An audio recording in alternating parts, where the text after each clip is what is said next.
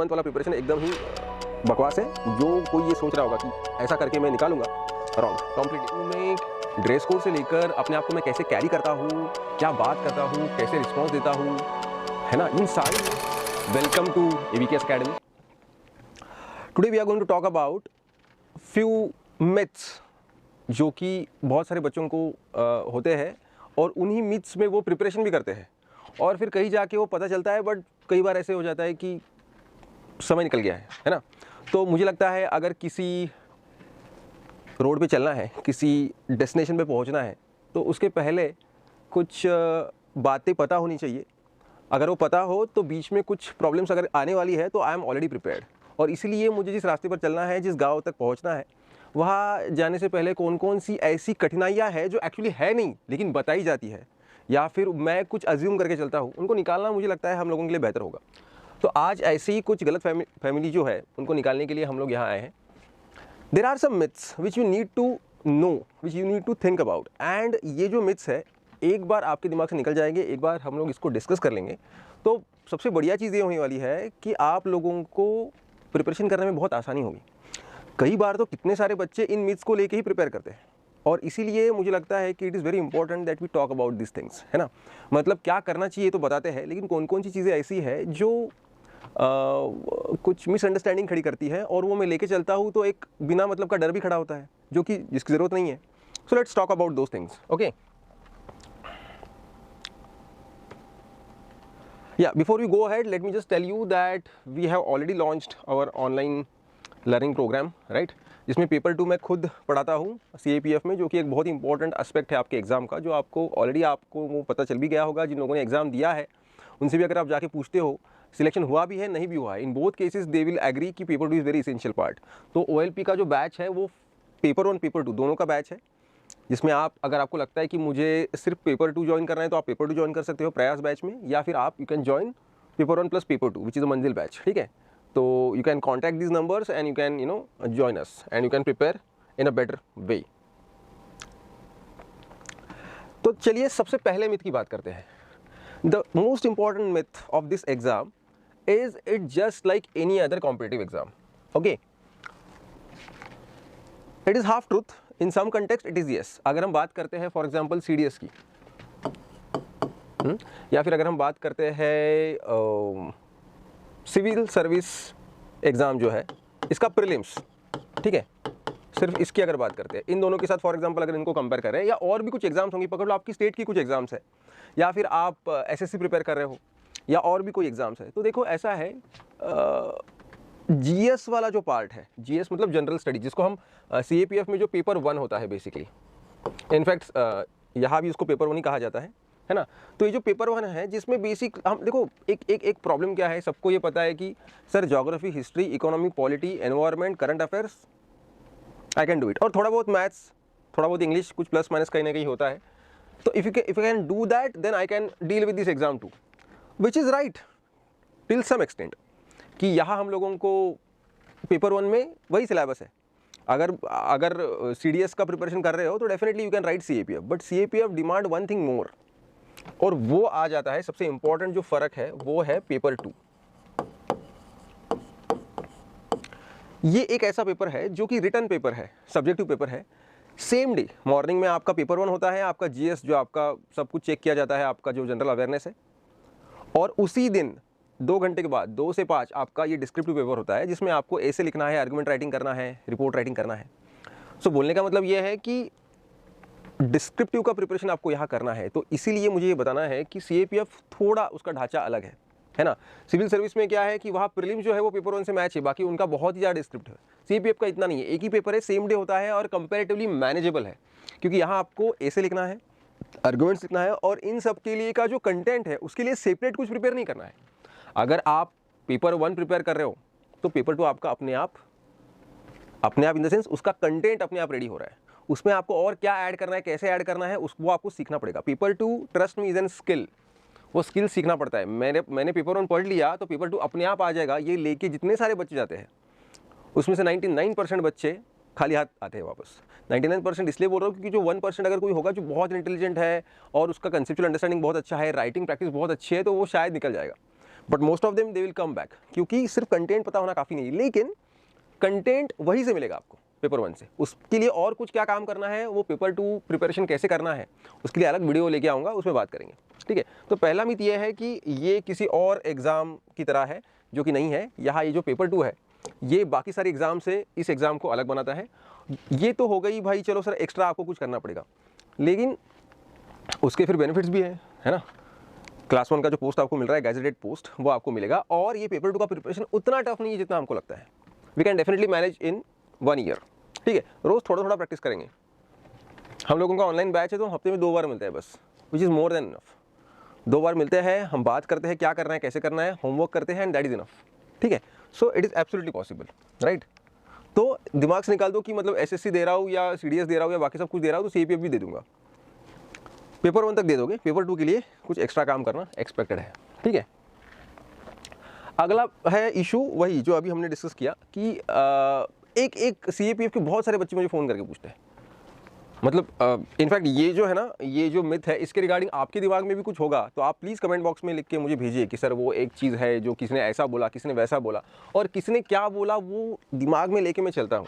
मैं आपको सामने से बता रहा हूँ, सिविल सर्विसेज का जो फॉर्मेट है वो पूरा अलग है। मतलब पेपर 1 जो है दोनों का, जो मैंने अभी लास्ट वीडियो में बताया, दे कैन मैच, क्योंकि वो लेवल मैच हो रहा है। लेकिन उसके बाद फिर वो लोग ना बहुत एक्सटेंसिव लेवल का रिटर्न का प्रिपरेशन करते हैं। तो हम लोगों को लगता है सर ऑलरेडी उनका रिटर्न का प्रिपरेशन इतना ज़्यादा है तो वही लोग का सिलेक्शन होने का चांसेस ज़्यादा है। वो लोगों का सिलेक्शन होगा कि नहीं होगा वो हर बंदे के अपने अपने इंटेलिजेंस पर डिपेंडेंट है। लेकिन सबसे इंपॉर्टेंट बात यह है कि यहाँ जो पेपर 2 है इसकी जो डिमांड है वो अलग है, और सिविल सर्विस में जो ऐसे लिखना है उसकी डिमांड अलग है। सिविल सर्विसेज में आपको 1000 वर्ड्स का ऐसे लिखना है, 1000 to 1200 एक ऐसे, ऐसे 2 ऐसे उनको लिखने हैं 3 घंटे में। यहाँ आपको 300 वर्ड्स का एक ऐसे लिखना है और ऐसे 4 ऐसे लिखने हैं, उसके बाद 2 आर्गुमेंट है और फिर नेक्स्ट। तो इतना आसान नहीं है 300 वर्ड्स में किसी टॉपिक को एक्सप्लेन करना। 300 word is basically like a long answer, लेकिन उसमें हमको ऐसे के फॉर्मेट में उनको प्रेजेंट करना है। तो उसमें हमको इंट्रोडक्शन भी अच्छा लिखना है, 3-4 पैराग्राफ भी बनाने हैं और फिर कंक्लूजन भी लिखना है। तो बोलने का मतलब ये है कि it is a different format. तो उसके लिए आपको स्पेसिफिकली प्रैक्टिस करना पड़ेगा। कोई सिविल सर्विस का एस्पायरेंट भी होगा उसके लिए भी वो मुश्किल है इन द सेंस उसके लिए उसको अलग से काम करना पड़ेगा, क्योंकि उस फॉर्मेट में बिठाना। और झगड़ा जो है मेरा पेपर 2 का वो टाइमिंग के साथ भी है, सिर्फ फॉर्मेट के साथ नहीं है। तो you have to practise it separately. और एक टाइम था पहले अवेयरनेस नहीं था बच्चों को सीपीएफ के बारे में, तो फिर वो सिविल सर्विसेज वाली मतलब दे देते थे एग्जाम भी, चलो भाई जाके लिख के आते, एक दिन लिख के तो आना है, इसलिए फिर उनका सिलेक्शन ज़्यादा होता था। लेकिन अभी people are aware about it, CPF का प्रिपरेशन स्पेसिफिकली कर रहे हैं। अभी ये रिटर्न जो रिजल्ट आया है अभी कुछ दिन पहले, तो एवीकेएस के ही 380 प्लस बच्चे जो है सिलेक्ट हुए हैं जो कि डेडिकेटेडली सीपीएफ का प्रिपरेशन कर रहे हैं, और रिटर्न में उनका क्वालिफाई हो गया है। तो इसका मतलब क्या है भाई, रिटर्न तक तो कोई चिंता नहीं है, और इंटरव्यू का preparation is a completely different thing. इतने सारे लोग मतलब सिविल सर्विस का प्रिपरेशन करते हैं, अच्छा रिटर्न निकालते हैं, लेकिन इंटरव्यू में नहीं होता, क्योंकि वो तो आपका पर्सनैलिटी कैसा है, आप कैसे प्रिपेयर करते हो। जहाँ एवीकेएस डेफिनेटली आपके साथ है और बहुत अच्छे से हम लोग प्रिपरेशन कराते हैं, लाइक इंटरव्यू की मैं बात कर रहा हूँ, तो वो एक अलग सिनारियो है। तो ये जो 380 प्लस कैंडिडेट सिलेक्ट हुए हैं, they are preparing for CAPF dedicatedly. तो इट इज़ एब्सोल्युटली, आप दिमाग से निकाल दो कि सीएससी वाले होते हैं फिर क्यों इस कॉम्पिटिशन में पढ़ना, क्योंकि ऑलरेडी उनका ही डोमिनेंस चलेगा। ऐसा बिल्कुल नहीं है। आप अच्छे से करोगे तो सीएपीएफ में आपका ज़रूर होगा, if you are a dedicated CAPF candidate. Okay, हाँ, ये एक छोटा सा इशू है। बहुत सारी जो हमारी फीमेल स्टूडेंट्स हैं उनको लगता है कि CAPF is not our cup of tea, क्योंकि वो सिर्फ मेन कैन अप्लाई, सिर्फ, है ना। तो ये गलत है। आपका जो भी कैटेगरी होगा उसके हिसाब से आपका जो भी एज ग्रुप होगा बस वो आपका क्राइटेरिया है, बाकी जेंडर वाइज कोई डिस्क्रिमिनेशन नहीं है। आप अप्लाई कर सकते हो and post are for you, even if you are married you can apply, ठीक है। कैटेगरी के हिसाब से आपका एज क्या है वो बस आपको कैलकुलेट करना है, जो नोटिफिकेशन में आता है उतना आप देख लो। बाकी any girl, any female candidate can apply for this exam, they can get qualified and they can do a very good job, right. हाँ, now this is a concern which is a very important concern for many of even my students. अभी मेरे साथ भी जो जुड़े हुए हैं when I am conducting an online batch, तो वहाँ भी ऐसे बहुत सारे बच्चे हैं जिनको ये कंसर्न है, क्योंकि वो जॉब कर रहे हैं already. And why you are doing job, because there are lot of issues which you might having, ठीक है। तो हो सकता है कि फैमिली का इशू है और भी कुछ इशू है, you are the only person who is supporting the family, so you have to do it. तो फिर सर दिन भर काम करते हैं, फिर CPF का प्रिपरेशन इतना टफ है, फिर कैसे होगा? टाइमिंग,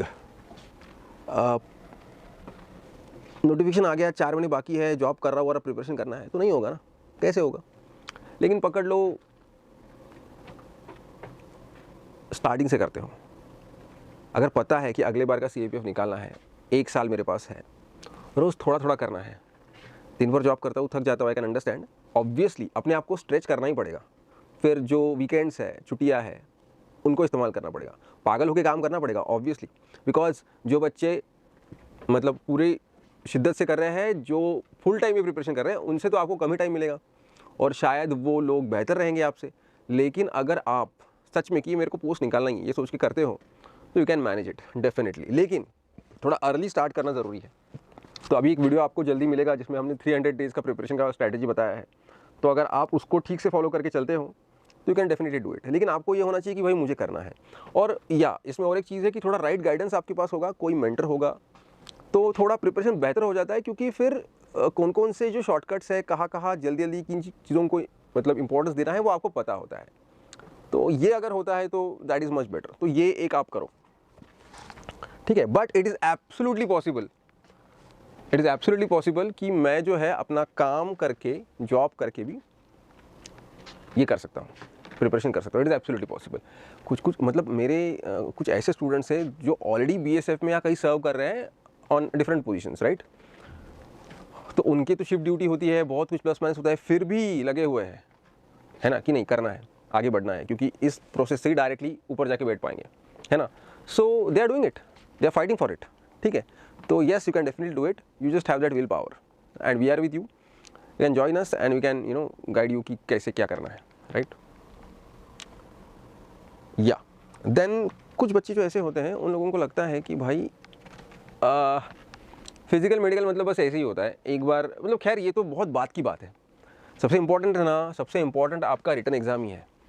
एक बार आप पेपर 1 पेपर 2 जो सेम डे आपका है वो आप निकाल लो, उसके बाद ना चीज़ें बदल सकते हैं। लेकिन कुछ केसेस में मैंने ऐसे देखा है, हमारे बैच के साथ भी ऐसे हुआ था कि कुछ बच्चे एकदम ही मतलब लेथार्जिक है, पढ़ रहे हैं, ये चलता है तो अच्छा क्रैक करके आए, लेकिन ये जो था वो इतना मतलब था कि it was very difficult for them. Result आ गया और अभी कुछ 2 महीने के बाद फिजिकल मेडिकल है और फिर प्रेशर में आ गए, और फिर जो प्रेशर में आते हैं उसके अलग भी इम्पैक्ट्स होते हैं। कुछ BP बढ़ गया कुछ लोगों का, कुछ लोगों को और कुछ प्रॉब्लम हो गया।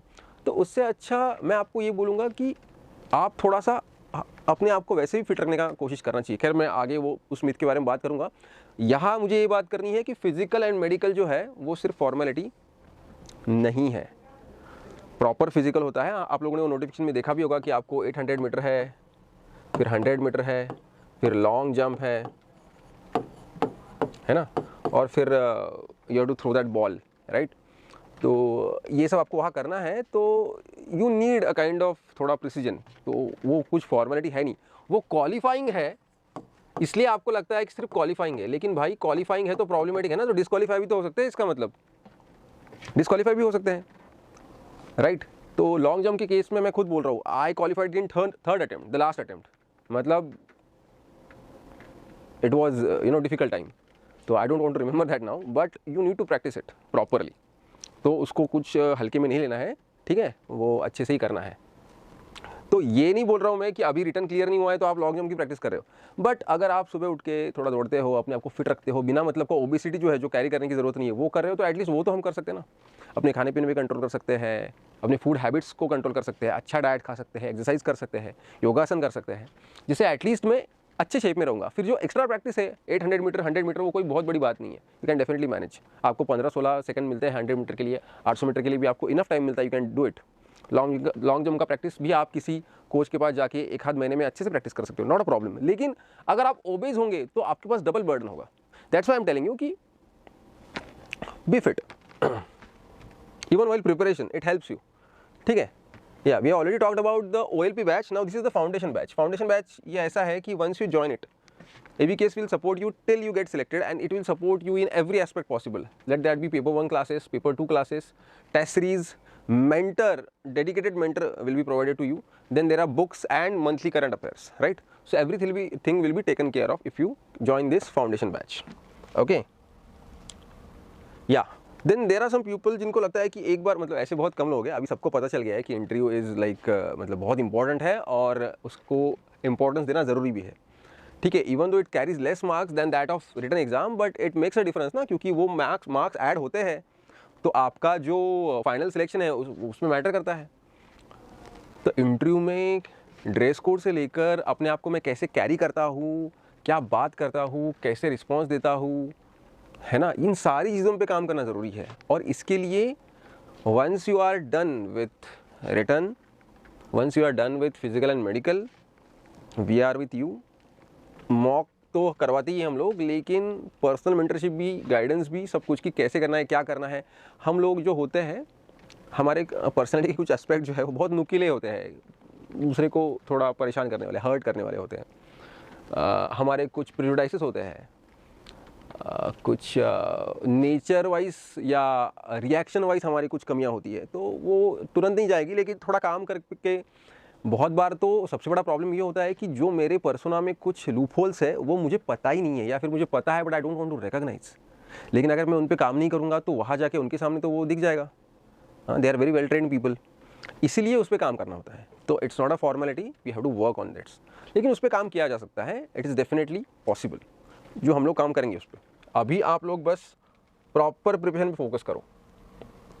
या ये तो मेरा सबसे फेवरेट है, ये जो मिथ है ना, ये इतना मतलब भयंकर है कि सर मेरे को आता है, आप बस मुझे बताओ, मैं वो साल भर वो सब मुझे नहीं पता, मैं एक महीने में बस मुझे दे दो, मैं बराबर सब कुछ कर लूँगा। कुछ नहीं होता है बराबर। पकड़ लो, आप बहुत सालों से कुछ प्रिपेयर कर रहे हो तो आपका जीएस अच्छा है, पकड़ लो आपका हिस्ट्री, ज्योग्राफी, पॉलिटी अच्छा है, तो आपको लगता है सर वो सब कुछ नहीं होता। जब एग्जाम आती है ना, तभी मुझे प्रेशर आता है, तभी मैं काम करता हूँ, तभी मेरा सब कुछ वर्कआउट होता है। Completely wrong. Because thing is that कि ऐसा कुछ जो है उसमें शायद आपका पेपर 1 अच्छा है तो आप कर भी लोगे, क्योंकि आप बहुत साल से कर रहे हो, ऐसा मैं अज्यूम करके चल रहा हूँ। और अगर आप वो नहीं कर रहे हो तो छोड़ दो। ये कोई आपके एकेडमिक्स की एग्ज़ाम नहीं है कि एक नाइट मारी है ना, 6 यूनिट थे टोटल, उसमें से 2 कर लिए, 2-2.5 कर लिए और 40 मार्क्स लेके पास हो गए। यहाँ पासिंग का सीन ही नहीं है ना, यहाँ इधर यू क्वालिफाई और डिस्क्वालीफाई। आपने बहुत अच्छा पेपर लिखा, लेकिन आपसे बेहतर प्रिपरेशन करने वाले 250 लोग यूपीएससी को पहले मिल गए, तो आपको बोल देंगे कि घर जाओ। इसलिए नहीं क्योंकि आपने कुछ प्रिपरेशन में कमी रखी, लेकिन आपसे बेहतर लोग उनको मिल गए। वैसा कॉलेज में नहीं है ना, कॉलेज में आप सारे के सारे पास हो जाए तो कॉलेज को अच्छा ही है। इसलिए 1 महीने का प्रिपरेशन मैं कर लूँगा सर नाइट मार के, ये सब पेपर, मतलब पेपर 2 के लिए तो ये बिल्कुल वैलिड नहीं है। Paper 2 is a skill which you have to develop over the period of time, so you need time. हम लोग बैचेस मतलब जब एग्ज़ाम को 6 महीना बाकी है, 4 महीना बाकी है, तब भी हम लोग बैचेस अरेंज करते हैं, लेकिन ये अज्यूम करके चलते हैं कि उन लोगों का एटलीस्ट पेपर 1 बहुत अच्छा है तो फिर पेपर 2 थोड़ा एक्स्ट्रा टाइम दे सकते हैं वो, क्योंकि पेपर 1 ऑलरेडी अच्छा है तो फिर उनको एक्स्ट्रा काम करवा के उनसे करवा लेंगे। लेकिन ये अच्छा स्ट्रेटजी नहीं है। मतलब मैं आइडियली बोलता हूँ कि इफ़ आई नो ना, I should start from now itself, है ना। तो ये 1 मंथ वाला प्रिपरेशन एकदम ही बकवास है। जो कोई ये सोच रहा होगा कि ऐसा करके मैं निकालूंगा, wrong, completely wrong. Now this is a subjective thing. You might think कि now I am talking about ABKS class that you should join and you should just be our student. I am not saying that. I am just saying that you need कि line and length कहाँ डालनी है ना, वो बताने के लिए कोई चाहिए कि अरे यहाँ नहीं, इधर इधर इधर, अरे ये नहीं वैसा। तो it can be anyone, it can be your senior जिसने अभी क्वालिफाई किया है, इट कैन बी योर घर में कोई है जो ऑलरेडी इस प्रोसेस से जा चुका है, it can be anyone, obviously having experience of exam. अगर नहीं है देन वी आर देयर, ठीक है। जो उस प्रोसेस से जा चुके हैं और जो उस प्रोसेस को समझ चुके हैं। बहुत बार ऐसा होता है कि मैं उस प्रोसेस से जाता हूँ, लेकिन इसका मतलब ये नहीं कि उस प्रोसेस को समझ चुका हूँ। यूपीएससी का जो थॉट प्रोसेस है, वो क्या एक्सपेक्ट करते हैं, उनके पीछे का क्या इंटेंशन है, वो समझने वाले और डेडिकेटेडली काम करने वाले भी बहुत सारे लोग वो समझते हैं, लेकिन आलसी है। अभी एबीकेएस में आपको प्रॉपर टेस्ट सीरीज का शेड्यूल होता है, इनफैक्ट वीकली शेड्यूल, वो भी मैं आपको आगे बताऊँगा वीकली शेड्यूल कि कैसे मुझे प्रिपरेशन करना है। So they are working properly to make sure that it happens with you people. So you need such guidance, क्योंकि बहुत सारे डिस्ट्रैक्शन आजकल हमारे आसपास है, बहुत सारा बम्बार्डिंग ऑफ इन्फॉर्मेशन हमारे आसपास है। ये करो, वो करो, ऐसा करो, ऐसा करो बताने वाले हैं। तो एग्जैक्टली क्या करना है, क्यों करना है और कैसे करना है, ये एक बताने वाले अगर आपके पास होंगे, आपके आसपास होंगे, तो you can do definitely better. तो ये छोड़ दो कि सर मैं थोड़ा इधर उधर देख लूँगा, नोटिफिकेशन पढ़ के मैं अपने आप अपने लेवल पे कर लूँगा। शायद कर लोगे, लेकिन शायद उसके लिए 4 साल भी लग जाए। तो 1 साल में करना है तो इट्स बेटर कि कोई मेंटर हो, गाइडेंस हो, वो प्रॉपर हो। छोटी छोटी चीज़ें, छोटे छोटे इश्यूज़ जो आते हैं वो सिर्फ टेक्निकल नहीं होते हैं, सिर्फ एग्जाम रिलेटेड नहीं होते हैं। कभी कभी ये प्रॉब्लम हो जाता है कि नहीं कर रहा है मन मुझे पढ़ने का, है ना, वो भी प्रॉब्लम होता है। तो वो आप किससे बात करोगे? So if you have a mentor then you can deal with this issue. क्योंकि हमको प्रिपरेशन करना है वो सिर्फ हाथ से नहीं करना है, हमको प्रिपरेशन यहाँ से करना है। और ये जो है ये अजब चीज़ है। आज मन करता है करना है बहुत, आज मन करता है कुछ नहीं करना है। ऐसे चलते रहेगा तो कैसे प्रिपरेशन चलेगा? कंसिस्टेंसी कैसे रहेगी? क्या करना है उसके लिए? इतना सब कुछ करके एक मॉक टेस्ट लिखा, मार्क्स बहुत कम आ गए, फ्रस्ट्रेट हो गया, नहीं करना है, निराश हो गया, प्रेशर आ गया। How to deal with that? So you need guidance at diverse level. ऐसा नहीं कि सिर्फ प्रिपरेशन के लेवल पे चाहिए। सो इसलिए मुझे लगता है कि take your time and think about it कि यार मुझे ये करना है, मुझे इतने ड्यूरेशन में करना है। तो रादर दैन जस्ट टेकिंग, मतलब रिस्क भी कैलकुलेटेड लेना चाहिए ना, ऐसा नहीं कि कुछ भी ले रहा हूँ। So it's better to have a guidance. कोई भी फील्ड ले लो यार, it's important that you are guided by someone who has gone through that process, who understand that process, who is dedicated toward that process to make sure that you qualify. So think about it. अभी मैंने इसके बारे में बात किया। You need mocks even though आपको वहाँ उसमें कम मार्क्स आ रहे हैं, है ना, लेकिन mocks are nothing but a lot and lot of practice of something which you have to do in the exam hall. mocks देना मतलब क्या है? मुझे वहाँ उस दिन जाके जो करना है उसकी बार बार प्रैक्टिस करना। जैसे हमारे जो सारे क्रिकेटर्स हैं वो नेट सेशंस में प्रैक्टिस करते हैं, साल भर भी करते हैं, मैचेस होने से 2 दिन पहले भी करते हैं। They keep on doing that, they don't just have the theory sessions, they do what needs to be done on the ground. That's what we have to do. तो मॉक क्यों सॉल्व करना है? लेकिन सर मॉक सॉल्व करते हैं तो marks नहीं आते, बहुत कम मार्क्स आते, तो आने दो। वो क्वेश्चन पेपर लेके बैठो, कौन सा गलत किया, कौन सा सही किया, उस वक्त मैंने क्या सोचा, क्यों गलत किया, ये तो पढ़ा था फिर क्यों याद नहीं आया, तो कहा था ये, क्या रिवाइज करना है। Analyse the paper and look at that paper कि इससे मुझे और 4 चीज़ें पता चली, लेकिन मेरी नज़र जो है वो बहुत इम्प्रूव हो जाती है। ठीक है, मैं एक अलग ही मेरा वर्जन बनता है when I keep on solving मॉक्स। ठीक है, एंड डर मेरा निकल जाता है। तो बहुत सारे मॉक सॉल्व करना, and it is applied for both paper 1 and paper 2, दोनों के लिए ये एप्लीकेबल है। बच्चे सिर्फ पेपर 1 का मॉक सॉल्व करते हैं बच्चे, ऐसा नहीं कि नहीं करते हैं, बहुत करते हैं। थोड़ा आसान भी होता है ना, उसमें सिर्फ पढ़ना है, टिक करना है, पढ़ना है, टिक करना है, मज़ा भी आता है। When it comes to paper 2 you have to write everything. एक टॉपिक बस एक लाइन दिया है, बाकी सब आपको क्रिएट करना है, बस आपको गोला नहीं घुमाना है। तो लेकिन जो नहीं करते हैं उनका पेपर 2 में मार्क्स नहीं आता है, और नहीं आता है और उनका सिलेक्शन भी नहीं होता है। Paper 2 is a skill which you can develop only if you practice. तो आपको बहुत सारी प्रैक्टिस की ज़रूरत है, बहुत सारी। तो इसीलिए अच्छे से आपको पेपर 1 और पेपर 2 दोनों का मॉक देना ही चाहिए, और उसके लिए test series is very very essential. मैं कभी सामने से ये नहीं बोलता है कि आप आके ABKC ज्वाइन करो तभी आपका पेपर 2 में होगा, या सॉरी CAPF में होगा। लेकिन एक चीज़ मैं आपको सामने से बोलता हूँ, join test series. Without joining test series, without getting evaluated, you can not crack CAPF। आपको कैसे पता चलेगा कि आपका AC का लेवल कहाँ तक है? मुझे लगता है मैंने अच्छा लिखा, लेकिन बाकी सबके कंपैरिजन में वेयर डू आई स्टैंड, मुझे कैसे पता चलेगा?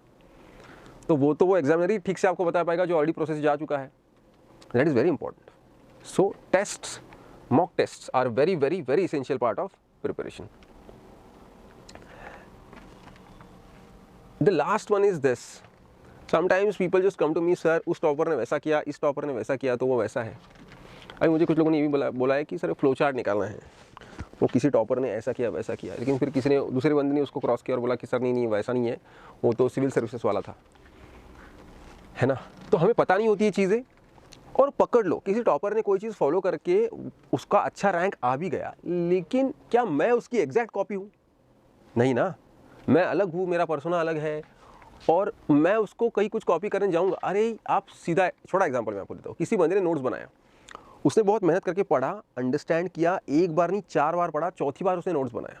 So now he understands. जब वो पढ़ता है वो लाइन ना, तो उसके पीछे क्या है, एक पैराग्राफ जो किताब में लिखा था वो भी वो तुरंत रिवाइज करता है। So he has studied like that. मैं उसका रेडीमेड नोट्स लेके आ गया और रट्टा मार रहा हूँ।